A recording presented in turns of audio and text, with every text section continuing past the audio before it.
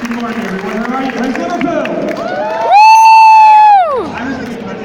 Kenny. My name sounds like Jets, and then just bringing you to the ring. So here we are. Ladies and gentlemen, We can go do it again. Oh, so that's Sister Abigail on. please give up for Kevin Nash.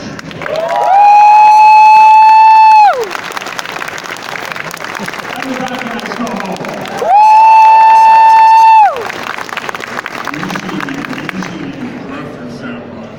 WWE Hall of Famers. NWO legends, icons.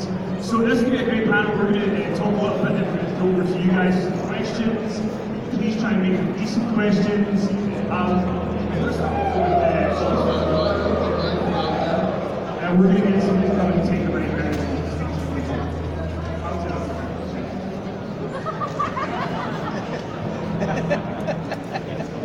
I'm so glad this is the first show in the morning. So I want to ask you guys, because obviously on the network all the time, it's the one meeting. The big thing is always there on the network. And I'd be remiss to not bring up AEW coming in later this year. And people are saying that this could be the end of another war and all that kind of stuff. When you guys signed with WCW, was a specific point you remember thinking, this is big, this is going to be something that we're going to talk about for years? You have to realize that AEW doesn't exist right now. It's not like WCW had been around for years. It's a television program. And Scott and I left the WWF to join WCW. That's not what's happening. So you've got the WWE, which is an established, for 40 years, an established entity in sports entertainment. You've got a program that's just starting out. So it's not by any means a war. They don't even have marketing. So, I mean, I think they've got a fan base. A lot of guys have a fan base. But I think it's going to take some time for them to generate interest, to get a full roster, to be working through a weekly television program. And then on top of that, not only do you have to do a weekly television program, but you're also going to deal with the production quality that the WWE has. So you got a lot of things going against you. The one thing they do have is they got a lot of money. How many people saw the Hall of Fame this year? Hey! Did you see when DX went in? Now Billy Gunn is currently working for AEW, and he made some comment like, well, Vince can't fire me, and Triple H fired back. He'll buy that little pissant company just to fire you again. No, I'm really happy. When you're a pro wrestler, the more wrestling, the better. The more opportunity, the better. And I think the fans enjoy it. It's a chance for guys to get paid. You know, they have a good relationship with some of the top guys from New Japan Pro Wrestling. And I wish him nothing but success. I just saw Chris Jericho early this morning dragging his rear end into the hotel lobby. And he's a major player for them. They got a guy called Kenny Omega who's red hot, I think. The Bucks. The Bucks are considered one of the best tag teams ever. Of course, they come up to the outsider's waist. No, I wish. I put them over. No, but I'm talking about in the ring, not in the hotel. Never mind. So let's talk about the Young Bucks, because part of their shtick and their act has been some elements of parody, whether it's doing the Too Sweet or whatever, and people have kind of latched on. Called Too Cross chop, everything really original. We gotta get something clear. This was never called Too Sweet. This has always been the click sign. Well, it started off Turkish. But then it was the click sign. Right. The Bullet Club called it Too Sweet. But anybody in the Rat Pack, it's just our side. Do you guys, is that flattering to you? Do you see it as a sort of homage to you, or does it bother you? How do you feel about it? I have no problem with it. And It doesn't bother me at all. I find it flattering that these young cats who grew up watching us are emulating some of the things that they thought we did that were cool. I bet you, Now they're doing. I bet you if Elvis Presley was in this ring right now, you asked him, hey, did all those Elvis impersonators in Vegas piss you off? Nah, not good for them. And then, obviously, the NWO is a big part of your careers. When you went to WCW, what would you say, like, how long do you think the NWO stayed at its peak? What would you say was the most? Say 83 weeks. Where's Eric? No, in my opinion, I think it kind of got watered down when they started adding a new guy, adding a new guy, adding a new guy, adding a new guy. But at the same time, if you look at it from my position, hey, send these other guys to all these little small towns. I've already been. I'll make the big markets. Name an angle in today's wrestling that's went 83 weeks. Anyone? One through. Me versus Booze.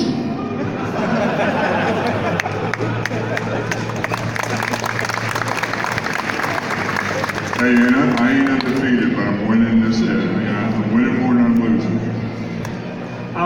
So there's a lot of people from the NWO here today. When they did the NWO Wolfpack versus Black and White, and more people kind of got Sting became part of the Wolfpack, you were Black and White. Did you guys enjoy kind of getting to do like an inner turmoil thing with the NWO and having the two factions? We never really had a war though. You know, I'm sorry, but to me, you know, you had the Macho Man, God bless you, Macho, we miss you. You had the Hulkster, and then you had the Outsiders.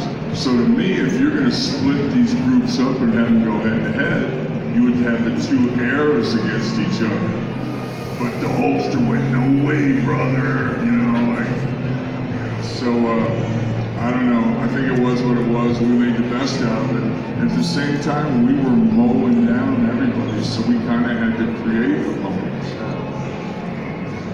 And when you guys went to WWF in 2002 and you brought the NWO in with the two of you and Hogan, it felt like this is going to be huge because you guys, the NWO, were the biggest thing on the other side, and you come in, it only kind of lasted a month.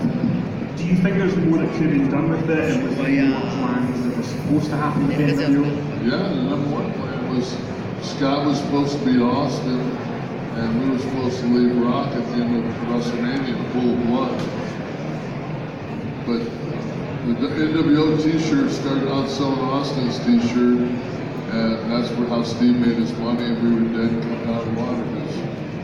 As soon as we got over, we were dead. And I want to interject here too. I wasn't exactly behaving like a choir boy, and No. it's not true. And the thing is too is you got to understand Vince didn't create the NWO, so if he's going to push that, that means Eric Bischoff is smarter than Vince, and I agree with that. But Vince is never going to endorse that. We were dead in the water. It was the equivalent of the Civil War and having the Confederate guys join the Union. I mean, every guy that left WCW or was in WCW that ended up with the WWE, they killed off everyone. I remember Goldberg's first match when he went to the WWF, and Christian beat him to death with a chair in a steel cage. That was Bill Goldberg's first match in WWE. So I mean, they did that to everybody. So, me personally, as long as the check Because the one guy that didn't go to WWE for a long, long time was Sting, and he eventually went into and he went 0-3 when he did go. Sting's here too. But you know, when he eventually went, you guys got to do that angle at WrestleMania 31 with the NWO against DX. Was that like a cool moment for you? Because I mean, even though eventually, obviously, Triple H and WWF went over at the end, but like when you guys came out, people just went insane to see you guys and Hogan together one more time. I knew that was the last time I was going to be involved in anything in front of 85,000 people. So, so we purposely walked down that slope. Yeah. And the cool part about getting the crowd reaction was, we're behind the curtain at the gorilla position, and they go, okay, go. And they start like, wow, wow, wow. So we start going, the crowd pops. Then we turn the corner, we still got to go another hallway. So we got like double pop. They go, where are they? Where are they? There they are. And it was a football field down to the it's another 100 yards down to the range. Yeah, and the three dinosaurs looked at each other and said, we're walking, right? Because when DX went, they were sprinting, and we went, we're going to Hollywood down there. It wasn't even an option. Was the reaction what you expected it to be? Because it was huge. I wanted people to light themselves on fire. Yeah, it was special. And you guys have both been inducted into the WWE Hall of Fame. What is that like for you as a performer? Because obviously, I know a lot of it's about getting paid and getting a good contract and stuff, but at the end of it, to go in the Hall of Fame, is that special to you? Yeah, it was for me. It's kind of, it got real. You got emotion. Because, you make a living portraying a character on TV, but now you're being presented this honor as what you did creating that character. And when you look out in the front, all you see is all your buddies and all the other wrestlers. They're all looking at you going, way to go, man. And it's like, whoa, and it got real emotional for me. Also for you, DDP was a big part of, you kind of getting clean and sober and stuff like that, and there's the documentary with Jake and stuff. I mean, that's like quite an amazing story when you think about it, because maybe a lot of people had counted you out or didn't think that you were going to be able to come back, and you've done a great job. Well, thank you. Dally, for the people. Dally, for the people who don't know him, is obnoxiously positive. He's like, bro, what story you telling yourself, bro? And he sometimes the message gets lost with the messenger because he's from New Jersey. He's kind of got a little twang, but he's been a good friend for me, and he didn't give up on me when I had given up on me. I was thinking, what? It's over. I've had a pretty good run, man. Sometimes I'd wake up and go, oh God, I woke up again. Plus it makes for a really shitty documentary when I pull out of the end. But does that then make going in the Hall of Fame and then having that moment at WrestleMania 31 in front of all those people more special? Because you really had to fight to get back to that point. Yeah, there's been a lot of special moments. I don't know how to answer that. I've been blessed way more than I deserve. And how about you for going in the Hall of Fame? What was that experience like for you? What do you remember about it?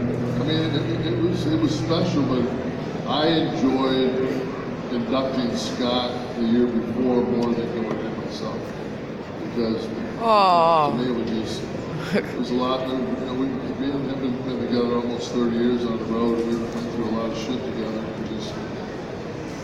To see him have that moment and keep it short and sweet, which was like, I was going to do my Hillbilly Jim impersonation, but Mr. T had already gone about 45 minutes, so me and Kev decided to edit ours way down.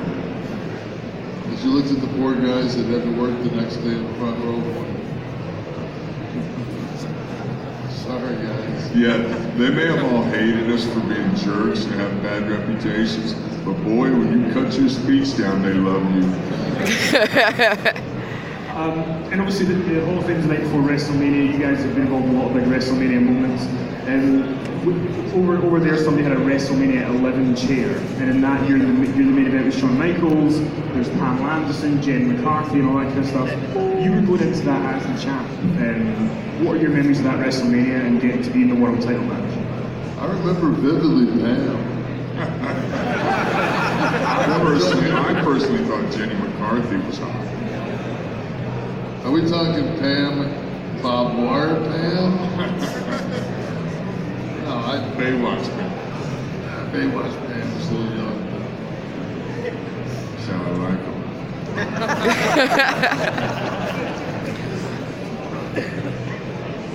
No, we ran so hard back then.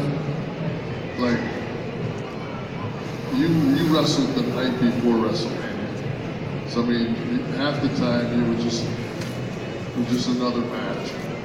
You know, as bad as that sounds. I remember Scott and I worked SummerSlam together. We both had personal appearances that day. We got to the arena. I looked at Scott. He looked at me. And he goes, "Just do our C match." I went, "Perfect." Like we didn't even we were so beat. We couldn't even. I mean, once we got out there, the people, they would run you to the ground. Where now, it's still. Yeah, it's funny. After a couple guys left, everybody gets guaranteed money now, and everybody works a reduced schedule now. Wonder who those young cats can thank for that, Kev. Pam Anderson.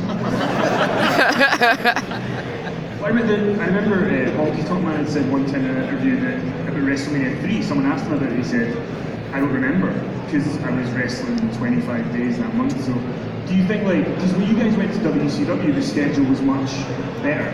Do you think that for a wrestler to have longevity, you need to have a sort of easier schedule than 4 or 5 nights a week? Well, you take any sport, I mean, people say that, pro wrestling is fake, but it's predetermined. I mean, there's a lot of guys in our era and the new era, especially now. I'd like to see somebody sit in this ring and let Brock Lesnar suplex him 12 times, and then roll out and say, I didn't feel that.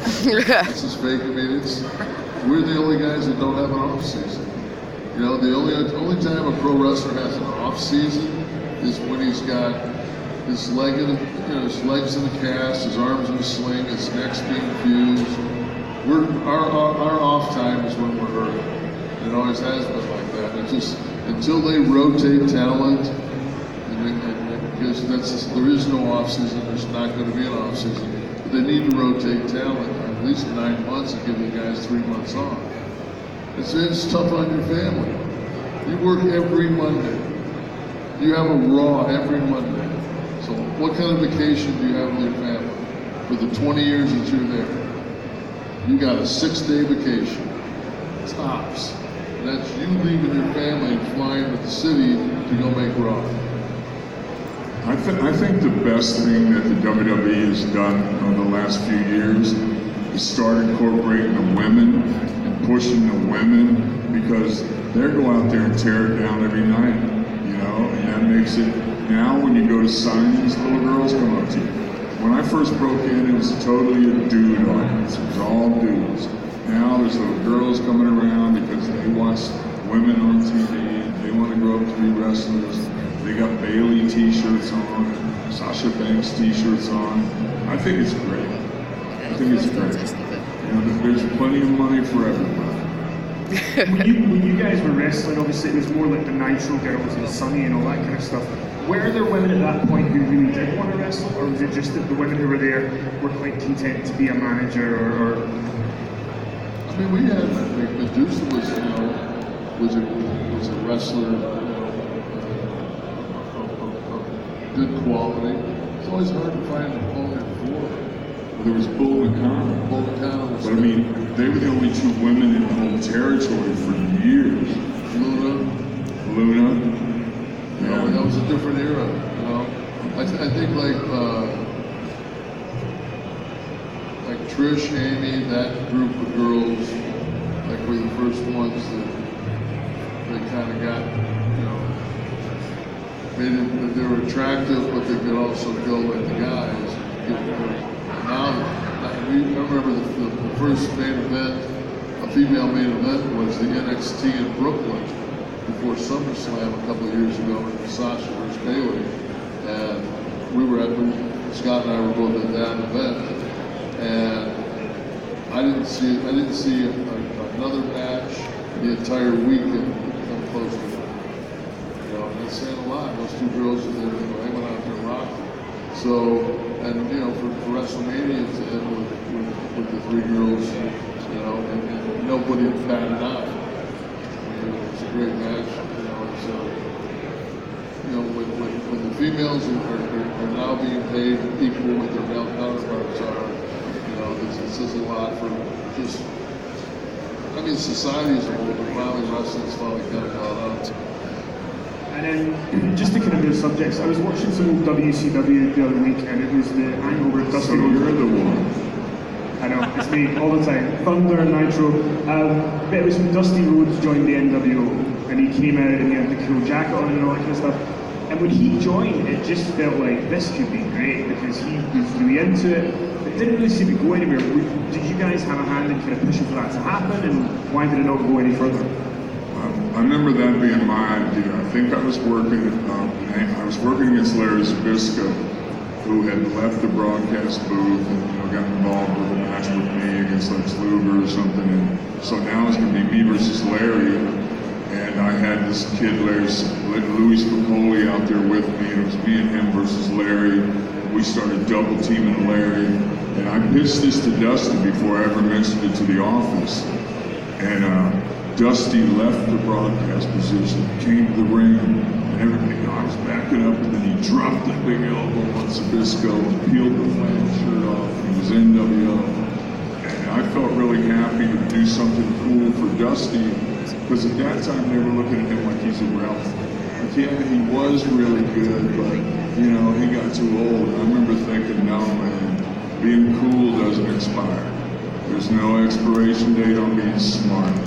But the very next night on Nitro, when you give the American Dream a live mic, he does not disappoint. The first thing he said was, ain't gonna be no comeback. Ain't gonna be no comeback. You know, he was just making a one-time statement. Occasionally he would accompany me to the ring, like manage me, but only if I'm winning. If I'm doing a job and he says, young kid, I'll be back here. And Kevin, one of the things that gets brought up a lot by fans, it's probably going to make you shake your head when I bring it up, is the finger poke of doom. And I know Goldberg was pretty annoyed that coming out of it, he didn't get to get the big win over the NWO. When you look back on the finger poke of doom, do you think people make too much of a big deal out of it, or what's your kind of memory of it now, 20 years later? Just the fact that we're still talking about it tells me that it was effective to some degree. Nobody's talking about the drop toe death move. I mean, it's just so many people that watch wrestling live in a wrestling bubble, and what killed WCW was the fact that Turner sold to Time Warner sold to AOL. AOL was a .com. There was this thing in 2003 called the .com crash. AOL stock was worth nothing. Not only did they sell WCW, they sold the Atlanta Braves, the Atlanta Hawks. They sold everything that wasn't bolted down. It had nothing to do with the finger poke of doom. Everybody switched when they said ahead of time that Mick Foley was going over. Like 1 million viewers switched that didn't even see the finger poke of doom. So it's all those people that just absolutely love me and want to put some blame on me, and I got big wide shoulders and I can take it because you know what? That finger poke of doom looks real sweet when I'm drinking coffee and looking out at the beach every morning.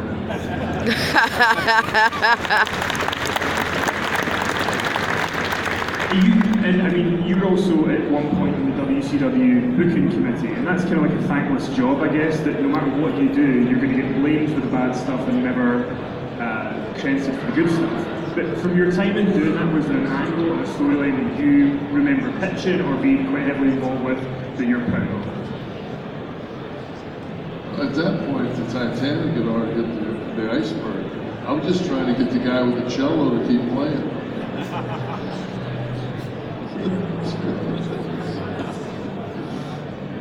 That's a shoe.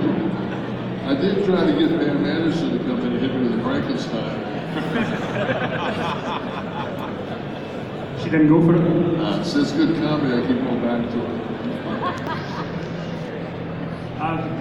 it. So also, you guys both obviously at various points went to TNA, and they had a lot of money behind them, and it kind of feels like almost a wasted opportunity in a lot of ways, because they had a lot of the talent, they had a lot of the opportunities, they had the TV.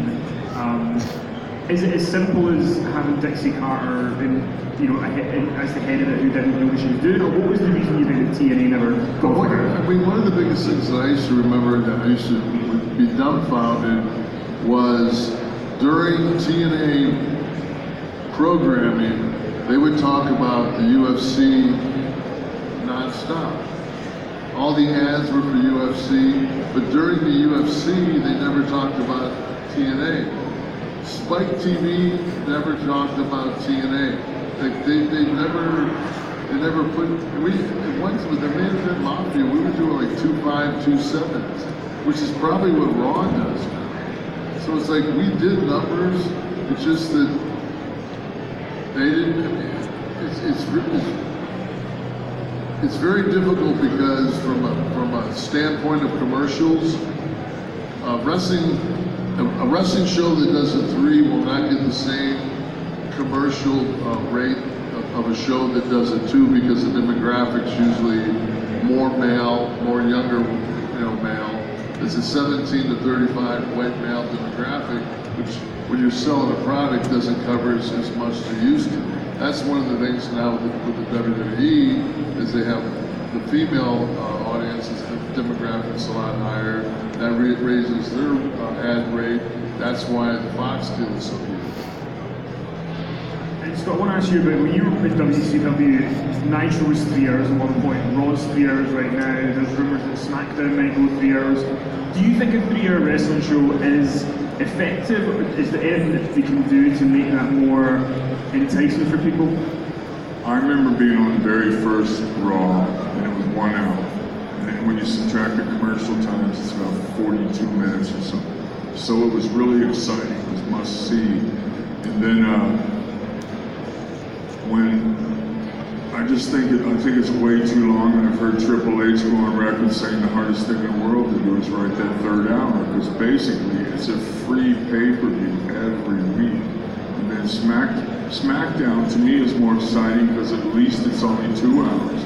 I'm a fan of the 1 hour wrestling show, and then you can rotate the talent. You don't have to beat the same people to death every week.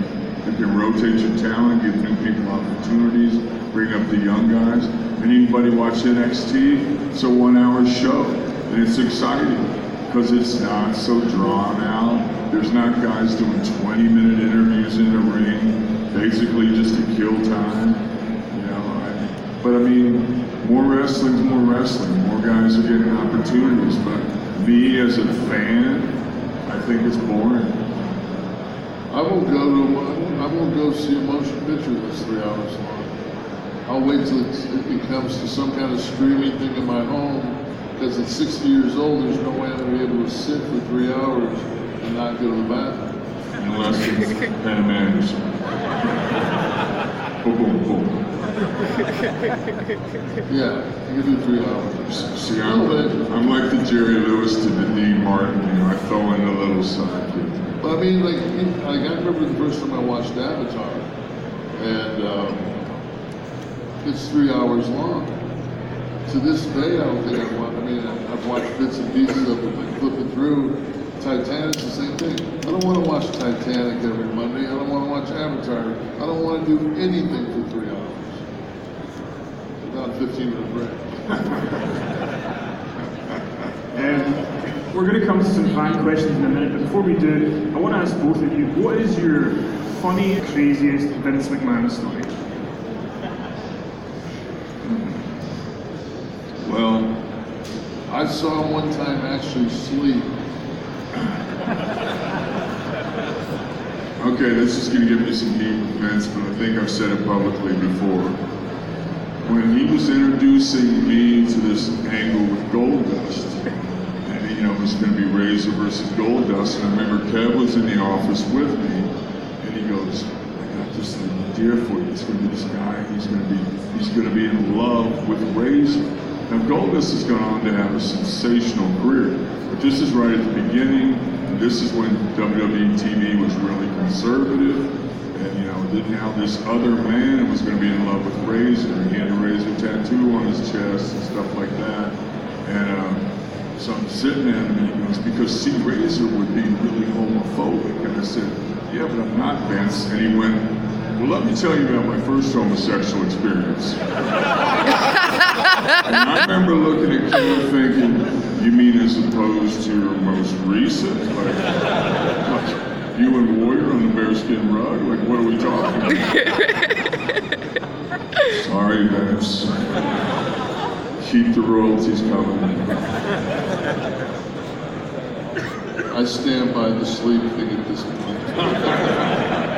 Is he as kind of hard working and insane as people Oh, make him out to jeez, be? it's unbelievable. Yeah, he doesn't sleep, so he thinks nobody else needs to. Does he ever like take a vacation? No, Even like a long weekend? no. He doesn't know pop culture, doesn't know film. He knows that he likes red wine because it tastes good with a fillet, but he couldn't tell you a vineyard, couldn't tell you a cab from a Shiraz from a Pinot. No, he's just. I know sooner or later, like, somebody's gonna hold him down, they're gonna cut his forearm open. It's gonna be like the Terminator. It's gonna be some old Cyberdyne, you know, model 200. Is it true that Vince has a yacht called the Sexy Bitch? First time I've heard of it. I haven't been on it. So we're going to, from the Sexy Bitch yacht, we're going to open up some fan questions that we've got. Seems to me like the sexy bitch would have a lot of semen on it.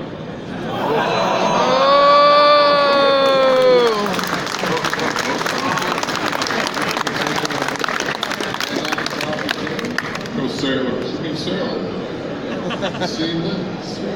Gotcha. So if anybody has a question for Scott and Kevin, put your hand up. Anybody?